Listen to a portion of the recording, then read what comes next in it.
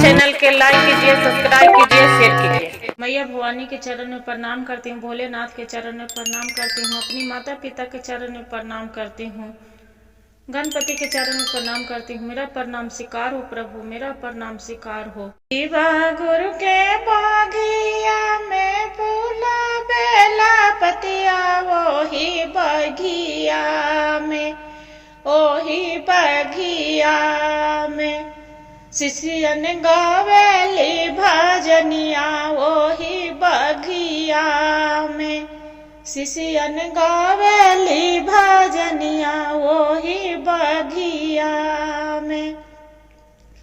शिष्यन के आवाज सुनकर शिवा गुरु अइलन, ओही बगिया में, ओही बगिया में शिव के जटावा है रैलई, ओही बगिया में शिव के जटावा है रैलई, ओही बगिया में।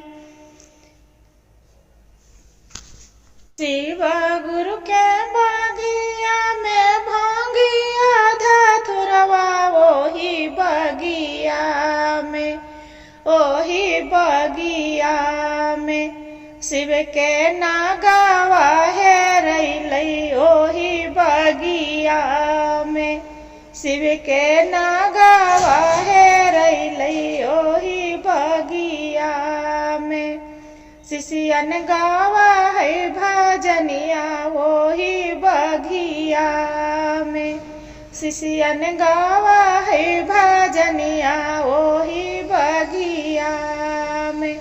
शिष्यन के आवाज सुनकर गुरु अइलन अंगना, ओही बगिया में, ओही बगिया में गुरु के नागावा है रैलई, ओही बगिया में गुरु के नागावा है रैलई, ओही बगिया में। शिवा गुरु के बगिया में बेली फूल चमेली, ओही बगिया में शिष्यन गावा है भजनिया, ओही बगिया में शिष्यन गावा है भजनिया, ओही बगिया में। शिष्यन के आवाज सुनकर शिव गुरु अइलन अंगना, ओही बगिया में गुरु के बिछुआ है रैलई, ओही बगिया में गुरु के बिछुआ है रैलई, ओही बगिया में। शिवा गुरु के बगिया में फूला बेला पतिया, ओही बगिया में ओही बगिया में शिष्यन गावा है भजनिया, ओही बगिया में शिष्यन गावेली भजनिया, ओही बगिया में।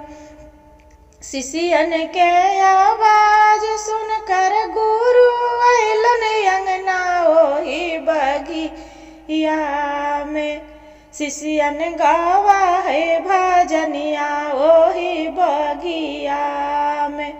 शिवा गुरु के बगिया में हेराइला, शिवा गुरु के बगिया में डमरू है रैलई, ओही बगिया में शिष्यन गावा है भजनिया, ओही बगिया में शिष्यन गावा है भजनिया, ओही बगिया में।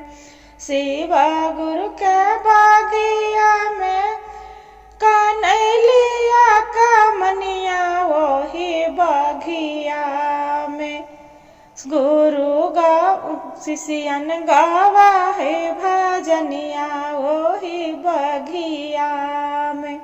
शिष्यन के आवाज सुनकर गुरु अइलन अंगना, ओही बगिया में ओही बगिया में। गुरु के तीरा छुलहे रैली ओही बगिया में। गुरु के तीरा छुलहे रैली ओही बगिया में। शिष्यन के आवाज सुनकर गुरु अइलन अंगना ओही बगिया में।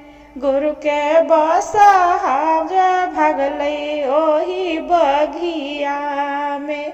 गुरु के बसहा भगलै ओही बगिया में।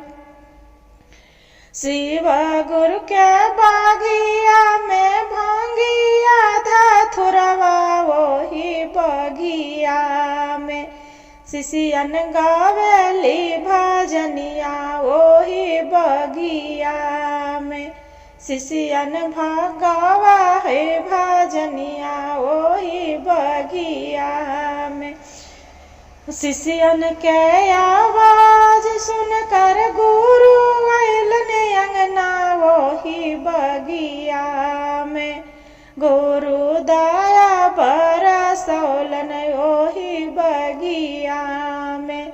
शिष्यन पर दया बरसैलन ओही बगिया में। शिष्यन के आवाज सुन के हालेंदर भैया अइलन ओही बगिया में। गुरु के चर्चा फैलौलन ओही बगिया में। ओही बगिया में। गुरु के चर्चा फैलवलन ओही बगिया में। पहिले तो दया मंगया दूसरा में चर्चा ओही बगिया में।